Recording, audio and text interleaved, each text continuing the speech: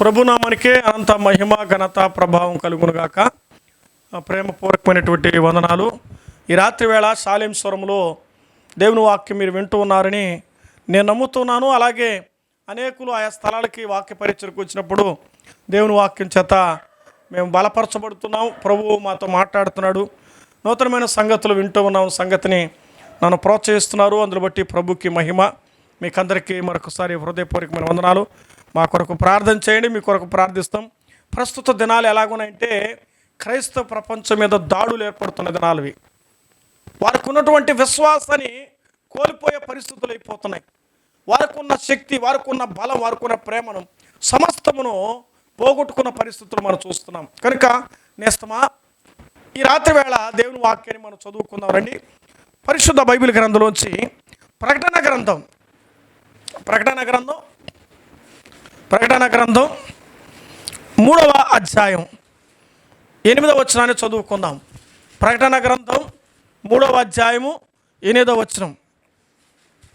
నీ క్రియలను నేను ఎరుగుదును, నీకున్న శక్తి కొంచెమే ఉండెనును, నీవు నా వాక్యమును గైకొని నా నామమును ఎరుగననలేదు. ఇదిగో తలుపు నీ యొద్ద తీసి ఉంచి ఉన్నాను. ప్రభు తన మాటలు మన వినికిడులు ఆశీర్వదించునుగాక. ప్రభునందు ప్రియమైనటువంటి వారులారా, ఈ వాక్యం కొరకై చిన్న ప్రార్థన చేద్దాం. తల ఉంచినట్లయితే దేవుని వాక్యం కొరకై మనం ప్రార్థన చేసుకుందాం. ప్రభు మనతో మాట్లాడతాడు. మహాగడువైన తండ్రి, ఈ రోజులో ప్రభు ఆయా స్థలాలలో నీకు వ్యతిరేకతలు ఏర్పడుతూ ఉన్నాయి. నీ రాకడకు సూచనలు జరుగుతున్నాయి, యుద్ధాలు జరుగుతున్నాయి, ఆయా కుటుంబాల కలతాలు ఏర్పడుతున్నాయి. లోకం యొక్క పోకడ వ్యతిరేకంగా ఉన్నది. మరలా కరోనా వ్యాప్తి విజృంభణ దాదాపు 1000 కేసులుగా ఉన్నట్టుగా సమాచారం వింటూ ఉన్నాం. ప్రభువా, అక్కడక్కడ కరువులు, అక్కడక్కడ భూకంపాలు, అక్కడక్కడ వ్యాధులు, అక్కడక్కడ బాధల చేత సర్వలోకము భయాందోళనమైనటువంటి పరిస్థితులు గుండా మా భక్తి జీవితాన్ని గురించి మీరు మమ్మల్ని మాట్లాడబోతున్నారు. ఈ రాత్రి ప్రకటన గ్రంథంలో పరలోకంలో జరిగినటువంటి విషయాలు, జరగబోయే విషయాలు మీరు రాయించారు కనుక యోహాను ద్వారా పద్మాసు ద్వీపంలో పరవాసిగా ఉండి 7 సంఘాల గురించి వివరాన్ని ఈ రాత్రి వేళ ఒక భాగాన్ని మా ఎదురుకు తీసుకుని వస్తున్నారు. ప్రభునికి స్తోత్రాలు. వినబోయే వారందరితో మీరు మాట్లాడి బలపరచమని యేసుక్రీస్తు నామమును బట్టి వాక్య భాగం కొరకై అడిగి వేడుకొనుచున్న మా ప్రియ పరలోకపు తండ్రి, ఆమేన్. మంచిది. ఈ రాత్రి మనము చదువుకున్న వాక్యం, ప్రభు ఈ రాత్రి నాతో మాట్లాడే మాట నీకుండినది. ఇదే మన టైటిల్. నీకేముంది? విశ్వాసగా నీకేముంది? అంతకు చాలామంది అంటారు నీకేం వచ్చిందని అంటాడు. యేసుక్రీస్తులో నీకేం వచ్చింది? యేసుక్రీస్తులో వచ్చిందంటే ఒకప్పుడు మనకి ఏమీ లేదు, యేసుక్రీస్తులో అన్నీ వచ్చాయి. ఇక్కడ ప్రకటన గ్రంథంలో చదివితే 7 సంఘాల గురించి రాయబడింది. నేను ఆ సంఘాల వివరణ, దాని సంగతులని గురించి ధ్యానం చేయలేదు. కానీ నీకుండిన అనే పదాన్ని ఈ రాత్రి అన్వేషణ కొరకై మన భక్తి జీవితంలో కాపాడుకోవడానికి కొరకు ఆలోచన చేద్దాం. ఇప్పుడు మనం చదువుకున్నటువంటి వాక్యములో 7 సంఘాల్లో 6వ సంఘాన్ని గురించి ఏమైనా రాయబడుతుంటే ఫిలదెల్ఫియాలో ఉన్న సంఘపుతకు ఇలాగూ రాయమని ఉంది. ఎన్నో సంఘం ఇది? 6వ సంఘం. ఏ సంఘమమ్మా? 6వ సంఘం గురించి చదువుతున్నాం. ఈ 6వ సంఘం అంటే 7 సంఘాల మధ్యలో దేవుని ఆ యొక్క కార్యం జరుగుతుంది. 7 నక్షత్రములు తన కుడి చేత పట్టుకొని 7 దీపస్తంభముల మధ్య సంచరించిన వాని చెప్పిన సంగతులు ఏమనగా 7 సంఘాల క్యారెక్టర్ గురించి చెప్తున్నాడు. 7 సంఘాల గురించి అంటే వివరణ. యోహాను ద్వారా ఈ సంగతులు మనము వింటూ ఉన్నాం. యోహాను ద్వారా రాయబడిన మాటలు మనము పరిశుద్ధ గ్రంథంలో మనం చదువుతున్నాం. ఏమని చదువుకున్నాం? ఇప్పుడు మనం 6వ సంఘాన్ని గురించి చదువుతున్నాం. 6వ సంఘంలో మూలవాక్యం ఏం చదువుకున్నామంటే నీకున్న శక్తి కొంచెమే ఉండినను. ఏందట? నీకున్నటువంటి శక్తి కొంచెమే, కానీ నువ్వు దేవుని నామాన్ని కలిగి ఉన్నావు. అది మన జీవితాల్లో శక్తి కొంచెమే ఉండను. నీ వాక్యమును గైకొని నా నామమును ఎరుగననలేదు. అంటే ఆయన నామం ఎవరు నాకు తెలియదు, ఆయన నామం నాకు ఎరగను, ఆయన ఎవరో నాకు తెలియదని నువ్వు అనలేదు. కానీ నీకున్నటువంటి శక్తి కొంచెమే. ఆలోచన చేద్దాం రాత్రి వేళ. మన జీవితంలో మనకున్నది కొంచెమే కావచ్చు, మన పరిస్థితులు కొంచెమే ఉండవచ్చును, కానీ అది బలమైనదిగా పనిచేయాలి. లోకం అంటుంది చిన్న పాముని ఏ కడితే కొట్టాలట, పెద్ద కడితేనే కొట్టాలి. చాలామంది చిన్న చిన్న పాములను ఆడుకుంటూ ఉంటారు. కానీ ఏమనుకుంటారు, 700 పాము విషాలు ఒక ఆయన దాగాడట, రీసెర్చ్ చేశారంట. తర్వాత అతను రోజు 700 పాముల విషాన్ని ఒక్కొక్కరు ఎక్కించుకున్నాడట. ఇప్పుడు ఒళ్ళంతా ఏమైపోయింది తెలిసిన విషం. కొంచెముగా ఎక్కించుకున్నాడు, ఒళ్ళంతా ఏమైంది, బలమైన విషంగా తయారైంది. పాములు వచ్చి తను కరిచినా చావడంట. ఎందుకు చావడు? అందులో విషం ఉంది. పాములో ఉన్న విషం మనిషిలోకి వచ్చింది కాబట్టి విషం తయారు చేయాల్సిన అవసరం లేదు.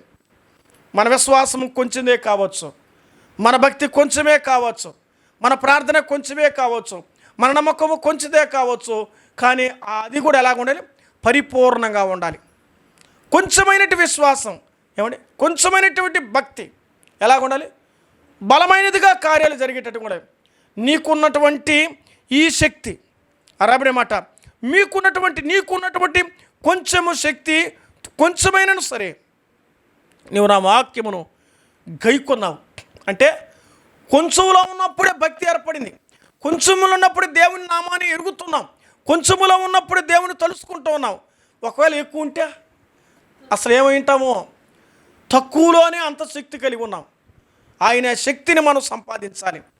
ఈరోజు శక్తి కొరకు ఇప్పుడు చూడండి, కరోనా విజయమనే కొద్దిగా మళ్ళీ స్టార్ట్ చేస్తారు. ఏం దొరికా కూరాకూడు అంట, ఏమండి కళ్ళి కర్రీ అన్నాడు ఒక ఆయన.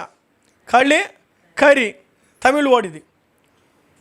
ఏమండి అంటే దేనికని కూర బాగా తినండి, విటమిన్స్ బాగా తినండి, చేపలు బాగా తినండి, చికెన్ బాగా తినండి, మటన్ బాగా తినండి, గుడ్లు బాగా తినండి, ఆకుకూరలు బాగా తినండి, బలంగా ఉండండి. బలంగా ఉంటే కరోనా మీ దగ్గరికి రాదు. కొంతమంది ఎంత తిన్నా బలం తిన్నా కానీ వస్తుందండి, వస్తూనే ఉంది. రాని వాళ్ళకి ఏమనండి, అందరిలో కరోనా ఉంది. ఏందా ఆల్రెడీ కరోనాలు అందరిలో వచ్చిపోతూ ఉంది. ఏ జగ్గు జలుబు జ్వరం బట్టి కరోనాని నేడు గుర్తిస్తుంది లోకం. డాక్టర్లు కూడా అలాగే చెప్తున్నారు. కానీ మరీ భయపిస్తే కుదరదు కాబట్టి ఏదేమైనా ఈ రోజుల్లో మన జీవితాలు ఆలోచించాలి.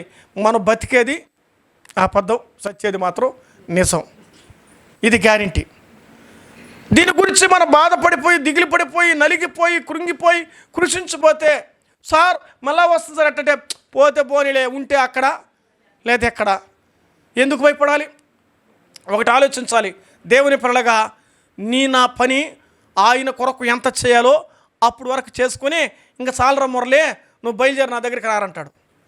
నీ పేరు పెట్టుకో. ఇక్కడ దేవుని కొరకు నువ్వు ఎంత పని చేయాలో అంత పని చేసుకున్న తర్వాత నేను పిలుచుకుంటాడు ఆయన.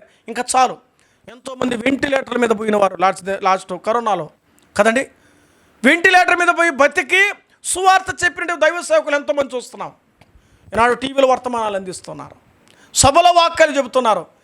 మనకున్నటువంటి శక్తి కొంచెమైనా అది గట్టిగా ఉండాలి. ఆ వాక్యాన్ని మనం గమనిస్తున్నాం. నీకు కలిగి ఉన్న దాన్ని ఎట్రాయబడిన మాట చూస్తాం. ఇక్కడ 11 వచ్చి చూద్దామండి. ప్రకటన గ్రంథం 3వ అధ్యాయం 11 వచ్చి చదువుకున్నాం. ఇక్కడ రాయబడిన మాట చూద్దాం. నీవు నా ఓర్పు విషయమై 10వ వచనం చదువుతున్నాను. నీవు నా ఓర్పు విషయమై వాక్యమును గైకుంటివి కనుక భూనివాసుల్లో శోధించుటకు లోకమంతటికి మీదకి రాబో శోధన కాలములో నేను నిన్ను కాపాడేదను. ఏముందట? ఇప్పుడు ఏ కాలం వస్తుంది? శోధన కాలం. ఇప్పుడు శ్రమల కరోనా మళ్ళా శోధన కాలమే. ఇది రోగాల కాలం అంటాను. ఎక్కడ చూసినా రోగాలు. కారణం ఏంటి తెలిసిన? ప్లాస్టిక్. మీరు బాగా గమనించాలి. అనేక డాక్టర్లు చెప్తుంది, నేను చెప్పిన మాట కాదు ఇది, డాక్టర్లు చెప్తుంది. ఏమంటే క్యాన్సర్కి ఇప్పుడు పుట్టిన నుంచి క్యాన్సర్ స్టార్ట్ అయిపోతుంది. అంతుపట్టిన రోగాలు, బెడ్ క్యాన్సర్ అంటాడు, లివర్ క్యాన్సర్ అంటాడు, కిడ్నీ, అసలు చెప్పుకుంటే ఎన్నో రోగాలు అయిపోయింది.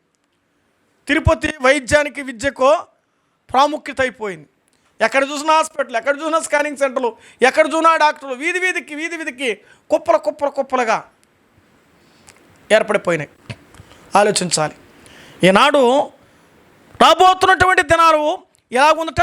శోధన కాలమైన దినాలని రాయబడుతుంది. ఆ శోధనలో జయించడానికి దేవుడు నిన్ను కాపాడుతాడు. ఇదిగో నేను త్వరగా వచ్చుచున్నాను.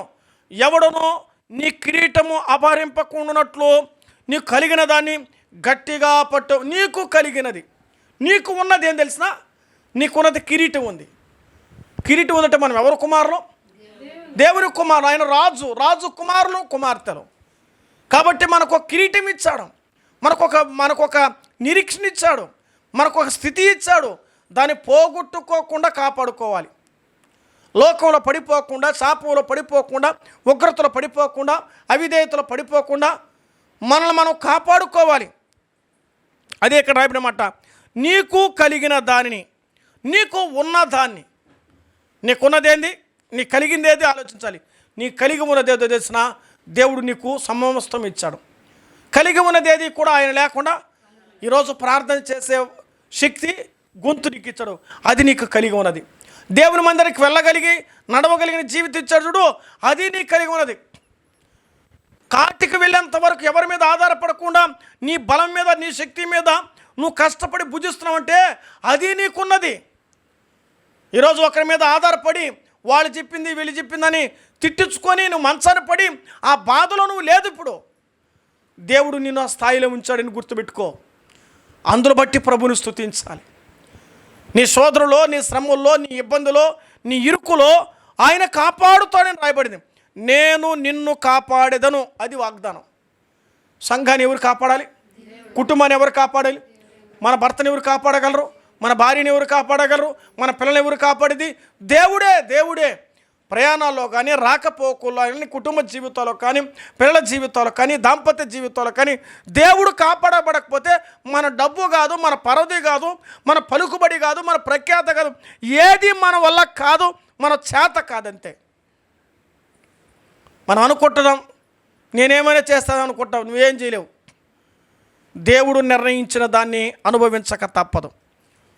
ప్రతిది కూడా దేవుని ద్వారా కలిగించబడిన దాన్ని మనము ఆశీర్వదించేది ఆయనే, ఆటంకపరిచేది కూడా ఆయనే. సరిలేనప్పుడు సరి చేయడానికి ఓ అవకాశం ఇస్తాడు. ఇక రాయబడిన మాట, నీకు కలిగి ఉన్నదాన్ని. అది ప్రశ్న. నీకేమి కలిగి ఉన్నదంటే యేసునామం కలిగి ఉన్నది. అది గుర్తుపెట్టుకో. ఆ యేసునామం నీకు ఉన్నంత వరకు, ఆ యేసునామాన్ని కలిగి ఉన్నంత వరకు, ఆ యేసునామం దగ్గరికి వెళ్ళినంత వరకు, ఆ యేసునామాన్ని పూజించినంత వరకు నువ్వు కాపాడబడుతూనే ఉంటావు. ఈరోజు దేవునికి దూరమై ఎంతోమంది కుటుంబాలు బాధపడుతున్నారు. ప్రార్థనలు జరగకుండా, ప్రార్థనలు చేయించుకోకుండా, ప్రార్థన వినకుండా, వాక్యము వినకుండా, దేవుని మాట సన్నిధికి రాకుండా ఎంతమంది నష్టపోతున్నారో. ఒక గంట దేవుని వాక్యం వినేదానికి ఏం లేదంటే సమయం లేదు, తీరిక లేదు, బిజీ. 24/7 లాగా కష్టపడుతున్నాం. కష్టపడి నువ్వేమో సాధిస్తున్నావా? సంపాదించావు కడుపునట్టు తినగలుగుతున్నావా? ఒకవేళ తింటే అది జీర్ణం అవుతుందా? ఏమీ లేదు. ఎవరికోసం నీ సంపాదన, ఎవరికోసం నీ తాపత్రత, ఎవరికోసం ఖర్చును పెట్టాలి? నెమ్మది లేని బ్రతుకు, సంతోషం లేని, సమాధానాలు లేని జీవితాలు ఈ భూమి మీద మనం అనుభవిస్తున్నప్పుడు ఏమిరా నా పరిస్థితి ఎలాగైపోయింది ప్రభువా, అయ్యా ఏందయ్యా, నీ నామానికి దూరమైనప్పుడు, నీ శక్తికి దూరమైనప్పుడు, నీ బలానికి దూరమైనప్పుడు నేను ఈ స్థితిని అనుభవిస్తున్నాను, క్షమించు ప్రభు అని ప్రభు పాదాలు పట్టుకోకుండా ఎంతోమంది దూరం అవుతున్న వ్యక్తులు ఉన్నారు. అదే ప్రభు పాదాలు పట్టుకొని యేసునామాన్ని తెలుసుకొని యేసునామాన్ని ఎరిగిన జీవితాలు క్షేమాన్ని పొందుతూ పరలోకం అనుభవిస్తున్నారు. ఈ పరలోకం, ఈ లోకమును మనం అనుభవించాలంటే ఎవరి చేతులు పెట్టాడు? మన దగ్గరే ఉంచాడు. శాపము ఆశీర్వాదము నేను నీ ఎదుట ఉంచి ఉన్నాను అన్నాడు ఆయన. ఏది కావాలి నువ్వు కోరుకో అన్నాడు. మనం కోరుకునేదంతా ఏంటంటే శాపాలు కోరుకొని నష్టపోతున్నాం. ఆశీర్వాదం మన ఎదుట ఉన్నప్పుడు, దీవెన మన ఎదుట ఉన్నప్పుడు, మేలు మన ఎదుట ఉన్నప్పుడు, క్షేమం మన ఎదుట ఉన్నప్పుడు, దేవుని యొక్క ఆశీర్వాదాలు మన ఎదుట ఉన్నప్పుడు, అభివృద్ధి మన ఎదుట ఉన్నప్పుడు వీటన్నిటిని కాలదనుకొని దేవునికి ఆయన నామాన్ని ఎరగలేకపోతారు. ఓ సందర్భంలో ఈ పాఠం నుంచి బయట వస్తే మరి ఒక గుడ్డి బ్రక్షగాడు కాదు కానీ ఆ కుంటికాలు కలిగిన వాడు దేవాలయానికి పేతురు యోహానులు వెళ్తున్నప్పుడు అపోస్తల కార్యాల గ్రంథం 3వ అధ్యాయంలో పేతురు వైపు చూస్తూ ఉంటే వెండి బంగారం మా దగ్గర లేవు, కానీ ఇది మాకు కలిగింది ఇస్తున్నాం. ఏది? యేసునామం నీకు ఇస్తున్నాం. యేసునామం నడుమని చెప్పగా వాడు నడిచి గంతులు వేయచ్చు దేవాలయానికి వెళ్ళారు. అతని ఆ యొక్క దేవాలయం దగ్గర పడేసి వెళ్ళిపోయేవారు రోజు మోసుకొని వచ్చి. అర్థమైందా? యేసునామంలో ఉన్నది శక్తి. అన్ని నామముల కంటే యేసునామం పైనామం. ఆ నామాన్ని కలిగిన జీవితంలో రక్షణ ఉన్నది. ఆ నామం కలిగిన వారికి పాపక్షమాపణ ఉన్నది. యేసయ్యా నేను పాపిని ప్రభువా, నన్ను రక్షించు ప్రభువా, నన్ను క్షమించు ప్రభువా, నా పాపాలు నీ రక్తంతో నన్ను కడుగు నాయనా అని ఎవరైతే కోరుకుంటారో దేవుడు వారిని క్షమించి పరలోకం వారికి ఇస్తాడు, అగ్నిగుండం తప్పిస్తాడు, శాపం నుంచి కటిక శ్రమను గురించి యుగయుగాల కాలే పరిస్థితి నుంచి నేను విడిపిస్తాడు. ఆయన నామాన్ని ఎరిగి ఉంటే, ఆయన నామాన్ని ఒప్పుకుంటే, ఆయన నామాన్ని దగ్గరికి వస్తే, ఆయన నామాన్ని పూజిస్తే, ఆయన నామాన్ని ఆరాధిస్తే ఆ ధన్యతను సంపాదిస్తావు. వాటన్నిటి నుంచి పరలోకానికి ఇస్తాడు. యేసు ప్రభు సిలువలో ఉన్నప్పుడు దొంగ, అయ్యా యేసయ్య చేసింది మనం చేసిన వాడికి తగిన ఫలం పొందుతున్నాము, ఈయన ఏ తప్పిదము చేయలేదు, అయ్యా నీ రాజ్యంలోకి వస్తుండే జ్ఞాపకం చేసుకుంటావా? నేడు నువ్వు నాతో కూడా పరదేశంలో ఉండు. యేసు నామాన్ని తెలుసుకున్న వారికి పరలోక రాజ్యం, తెలుసుకోకపోతే అగ్నిగుండం, యుగయుగాలు కాలిపోజే. నీకున్న దాన్ని కలిగి ఉన్నది, నీ చేతులారా కలిగి ఉన్నదాన్ని నీ ఎంతటికి నువ్వే కాలదనుకుంటున్నావు. అందుకే యేసునామాన్ని ఏమో కలిగి ఉండాలి, పట్టు గట్టిగా ఉండాలి. నీకు కలిగి ఉన్నటువంటి యేసునామాన్ని గట్టిగా పట్టుకోవాలి. ఆ మాట మనం చూస్తూ ఉన్నాం. నీకు కలిగినటువంటి శక్తిని నువ్వు కాపాడుకోవాలి. నీకు కలిగి ఉన్నటువంటి యేసునామాన్ని గట్టిగా పట్టుకోవాలి చూస్తున్నాం. ఇక్కడ ప్రకటన గ్రంథంలో మరొక మాట మనం చూద్దామండి. ప్రకటన గ్రంథం 2వ అధ్యాయం 4వ వచనం. నీకున్నది నీకు కలిగినది 2వ అధ్యాయం 4వ వచనం చదువుతున్నాను నేను. అయినను మొదట నీకుండిన ప్రేమను నీవు వదిలితివని నేను నీ మీద తప్పు ఒకటి మోపవలసి ఉన్నది. ఏం చదువుతున్నాం? మొదట ఉన్నటువంటి ప్రేమను వదిలితే కనుక తప్పు ఒకటి నీ మీద నేనేం చేస్తున్నాను, మోపవలసి ఉన్నది. మనకున్నటువంటిది ఏముందంటే ముందు చెప్పాలి. మనకున్నది ప్రేమ ఉన్నది ఎవరి మీద? అది దేవుని మీద. మొదట అయినను నీవు మొదట నీకుండిన ప్రేమను వదిలితివి. యేసుని మొదట ఎంత ప్రేమించాం? పరిగెత్తా రోజు కొద్దికి పోదాం కానీ పాట పాడుతుంటారు కానీ ఇప్పుడే రెండో పాట, మూడో పాట, ఇప్పుడే వాక్యం కొరకు, తర్వాత స్టార్ట్ చేసు ఇలా అనుకుంటా పోదాంలే. నేను అడిగేవారు ఎవరు? నేను అడిగేవారు ఆలోచండి. పెన్షన్ నీ దగ్గరికి వచ్చి తలుపు తట్టి ఇస్తున్నాను అనుకుంటున్నావు, రేపు 1వ తేదీ ఆదివారానికి కదా, ప్రశాంత పడుకోవడమో ఎవరి తెల్లారి కొద్దిగా అమ్మా పెన్షన్, అయ్యా సార్ రండి సార్. వాళ్ళు తలుపు తట్టి నీకు ఇస్తున్నారు. ఒకప్పుడు నువ్వు తలుపు తట్టేదానికి పోయినావు. 3 గంటలకు లేచి 4 గంటలకు వేసి ముసలో ముదక లేకపోతే క్యూలో నిలబడుకొని షుగర్ అని బీపీని కళ్ళు తిరిగిపోతూనే బ్యాగులు పెట్టి ఎన్ని చొప్పులు పెట్టి క్యూ లైన్ కోసం నీ దగ్గరకు వచ్చినప్పుడు దాని విలువ నీకు అర్థం కాలా. దాని దగ్గరకు పోయినప్పుడు నీకు విలువ అర్థమైంది. అర్థమైందా? యేసయ్య లోకానికి నీ దగ్గరకు వచ్చాడు, కానీ ఆయన విలువను అర్థం చేసుకోలేకపోయినావు. ఆయన దగ్గరకు పోయేటప్పుడు తెలుస్తుంది, అయ్యో దేవుడా నువ్వెంతటి వాడవయ్యని. ఆయన నీకు ఇచ్చిన ప్రేమ, మొదట ప్రేమ ఎవరు నేర్పించాడంటే ప్రభువే నేర్పించాడు. యేసయ్య ప్రేమ మనకు నేర్పించగా ఆ ప్రేమ బంధంలో మనం ఉన్నాం, కానీ ఆ ప్రేమనే మర్చిపోయాం, ఆ ప్రేమనే కాలదనుకున్నాం. నీకుండిన ప్రేమను వదిలితివి కనుక అంటే మనకేముంది? ముందు ప్రేమ ఉన్నింది, దేవుడి మీద ప్రేమ ఉంది, కుటుంబం మీద ప్రేమ ఉంది, సంఘం మీద ప్రేమ ఉంది, బంధువు మీద ప్రేమ ఉంది. ఇప్పుడు ఊరి మీద లేదు. అసలు ప్రేమ ఉందా లేదు నీకే తెలీదు. ఏం కానీ పోలే, ప్రార్థన చేసుకున్నాం ఏమి లాభం, మందిరానికి వెళ్ళి ఏమి లాభం, దేవునికి ఇచ్చిన ఏమి లాభం, ఏమిలే ఈ కరోనా మళ్ళా సంపతా ఉంది, ఏమి లాభం పో, ఏమి దేవుడిలే, ఇట్ట మాట్లాడుతున్నావు. అర్థమైందా? అదే డాక్టర్ అంటాడు, అమ్మా దేవుడు ప్రేమించి నేను కాపాడి తప్పంటే, ప్రభువా డాక్టర్లు కూడా చెప్పేశారు యేసయ్యా ఇక నువ్వే నా దిక్కు, నువ్వే నా శరణ్యం. అప్పుడు దేవుడు చెప్పిన మాటకు విలువ లేదు, మనుషులు చెప్పిన మాటకు నువ్వు విలువిస్తున్నావు. మనిషి ఒక డాక్టరే ఒక వైద్యుడే నువ్వు దేవుని నమ్ముకో అంటే అప్పుడు బలం ఎట్టుదా? యేసు నామములో శక్తి కలదు, అప్పుడు వస్తుంది పాటలో. ఎంత శక్తి పాటలో, అర్థమైందా? అన్నీ ఉన్నప్పుడు, నీ కలిగి ఉన్నప్పుడు, నువ్వు పొందుతున్నప్పుడు ఆ మేలు ఆ రుచిని కాలదనుకుని నువ్వు వెళ్ళిపోతున్నావే. అర్థమైందా? సుఖంలో ఉన్నప్పుడు తప్పిపోయిన కుమారులకు తిరిగావే, తిండి లేనప్పుడు గుర్తొచ్చింది తండ్రి ఇల్లు విలువ. ఏమి లేనప్పుడు దేవుని విలువ నీకు అర్థమవుతుంది. నీకుండిన ప్రేమను వదిలితివన్నాడు. దేవుణ్ణి ప్రేమించాలి. నన్ను ప్రేమించిన వారిని నేను దరిద్రులుగా చేస్తాను బైబిల్ లేదు. ఏమో తెలుసా, నేను ఆస్తికర్తలుగా చేస్తానండి బైబిల్లో. ఎవరు ప్రేమిస్తా? యేసయ్యను ప్రేమించి అయ్యో నేను చెడిపోయానని నీ దగ్గర ఎవరు చెప్పారా? ఎవరు చెప్పలా. ప్రేమించగా చెడిపోయారు. లోకాన్ని ప్రేమించి, వ్యక్తులు ప్రేమించి, ఇంకొకటి ప్రేమించి నువ్వు నష్టపోయినావు. కానీ దేవుని ప్రేమించి నేను చెడిపోయాని చెప్పినవారు ఈ భూమి మీద ఎవరు లేరండి. దేవుని ప్రేమించడం మనం నేర్చుకోవాలి. దేవుని ప్రేమ కౌగిలిలో మనం ఒదిగిపోవాలి. అప్పుడు మనం ఎదుగుతాం. ఆయన ప్రేమలో లేకపోతే మనం ఎదగలేం. ఇంకా దిగజారిపోతాం, నీరసలిపోతాం, పడిపోతాం, జారిపోతాం, పతనమైపోతాం, మొత్తానికి పాడైపోతాం. ఈ రాత్రి వేళ నువ్వు పాడైనా, ఈ రాత్రి వేళ బాగుపడాలన్నా నీ ఎదుట ఉంచి నీకు కలిగింది నువ్వు పట్టుకో జాగ్రత్తగా. నీకు కలిగి ఉన్నటువంటి దాన్ని పట్టుకో, నీకు కలిగి ఉన్న ప్రేమను పట్టుకో. ఈ రాత్రి వేళ ఈ సంఘం, ఫిలిప్పీ సంఘం, మరి ఇక్కడ ఎపి సంఘాన్ని గురించి రాయబడిన మాట మనం చూస్తున్నాం. నీకుండినటువంటి మొదటి ప్రేమను వదిలితివి కాబట్టి నీ మీద తప్పు చెప్తున్నాను నేను. సంఘాలు ఏమి పోయినాయి మీరు చెప్పాలి. సంఘాలు ఏమి లేవు. ఈరోజు సంఘాల ప్రేమలు లేవు. 2 వాక్యాలు నేర్చుకునే కొందికి వాళ్ళు మేమే రాజులు, మేమే మంత్రులం. ఈనాడు చాలా సంఘాలు నాయకత్వ బాధ్యతలు ఎక్కువైపోయినాయి.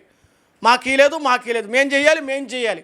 ఒకరు చెప్తే మరొకరికి నచ్చడవులా, ఒకరు పాడితే మరొకరికి నచ్చడవులా, ఒకరు చేస్తే మరొకరికి నచ్చడా. మేమే చేయాలి, మేమే రాజులు, మేమే మంత్రులు. ఈరోజు సంఘాల హుందాతనం, సంఘాలు పెత్తనదారులు ఎక్కువైపోయినారు. అదే చెప్పాడు, పేనుకు పెత్తనం ఇస్తే తలంతా తినేసిందంట. ఆ టైపు లాస్ట్ గుండు కొట్టుకోవాల్సి వస్తుంది. సంఘాలు చాలామంది ఏమైపోతుంది, ఖాళీ మందిరాలు అయిపోతున్నాయి. జాగ్రత్త, నోరులు జాగ్రత్త. నీకు అధికారం ఉండొచ్చు, నీకు డబ్బు ఉండవచ్చు, నీకు పదవి ఉండొచ్చు, నీకు దేవుడు సర్వం ఇవ్వచ్చు. కానీ సంఘంలో నువ్వు ఒక సామాన్యుడివే, గుర్తుపెట్టుకో. అక్కడ హోదా లేవు, అక్కడ అధికారం లేదు, అక్కడ హుందాతనం లేదు, ఏమీ లేదు. దేవుని బిడ్డ నువ్వు గుర్తుపెట్టుకో.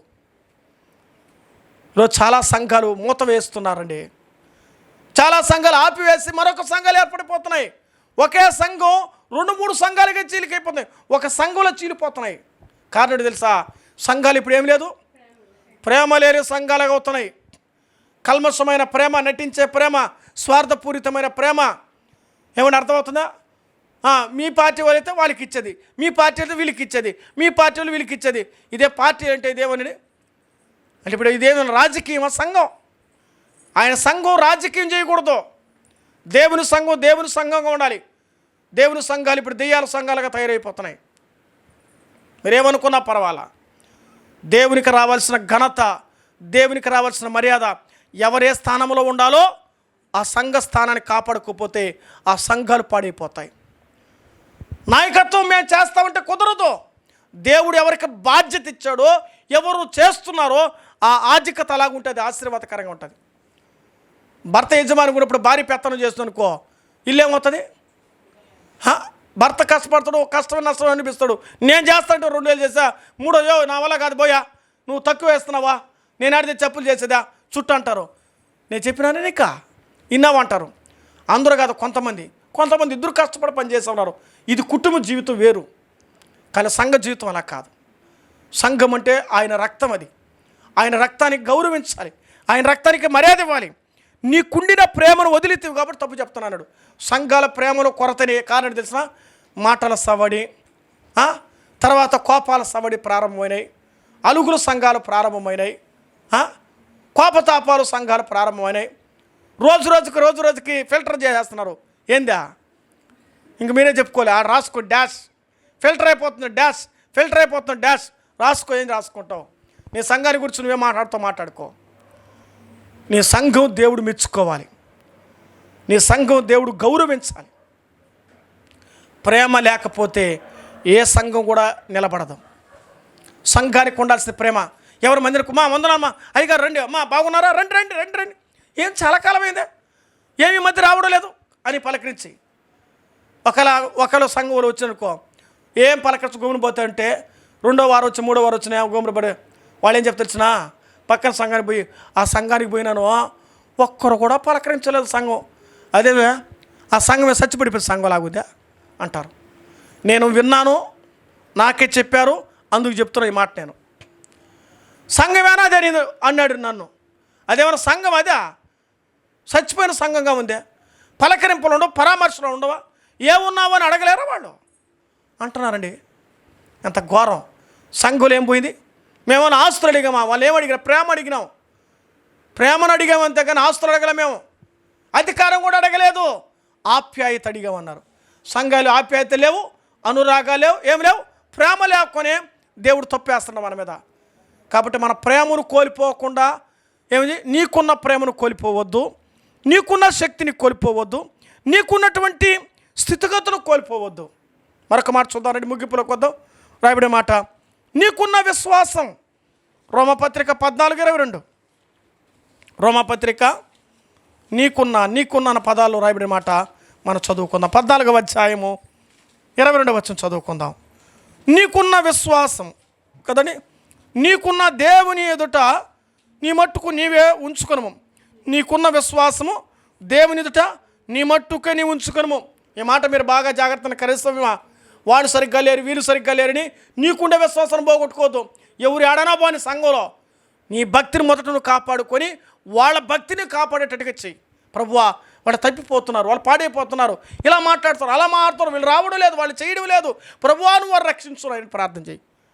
వాళ్ళు రారు, మేము రాము, వాళ్ళు చెప్పరు, మేము చెప్పం, మాకు అవసరం లేదన్నట్టుగా మనం పోతే మనం దేవుని మందిరంలో దేవుని మాట విని మనం బలపరచబడితే ప్రస్తుత దినాల్లో పడిపోతామండి. రాబోతున్న దినాలు 666 ముద్ర వేసుకోవాలి, జాగ్రత్త. సైతాన్ వేసే ముద్రకు లోబడిపోతాం. ఎత్తబడే సంఘంలో ఉండాలంటే నీ విశ్వాసాన్ని కాపాడుకోవాలి. ఇప్పుడు మనం మొదట నీకున్న విశ్వాసం, మొదట నీకున్నటువంటి ప్రేమ, నీకున్నది విశ్వాసం, నీకున్నది ప్రేమ, నీకున్నటువంటి గట్టి నమ్మకం, నీకున్నటువంటి శక్తి నువ్వు కాపాడుకోవాలి. ఆ శక్తిని పోగొట్టుకోకూడదు. నీకు ఏ వరం ఇచ్చాడో, ఏ తలాంతి ఇచ్చాడో, ఏ పరిచయం ఇచ్చాడో, ఏ ప్రార్థించాడో ఆ శక్తిని పోగొట్టకుండా కాపాడుకోవాలి. ఆ మాట మర్చు. నీకున్న విశ్వాసం. యేసు ప్రభు శిష్యులకు మొదట మంచి విశ్వాసం ఉంది. రోజుకి ఏ విశ్వాసంలో దయ్యాలు తోలే విశ్వాసం వచ్చింది. ప్రారంభాల్లో వాళ్ళు సువార్తకి ఇద్దరిద్దరు పంపిస్తే దయ్యాలను తోలినారు, రోగాలు స్వస్థపరిచారు.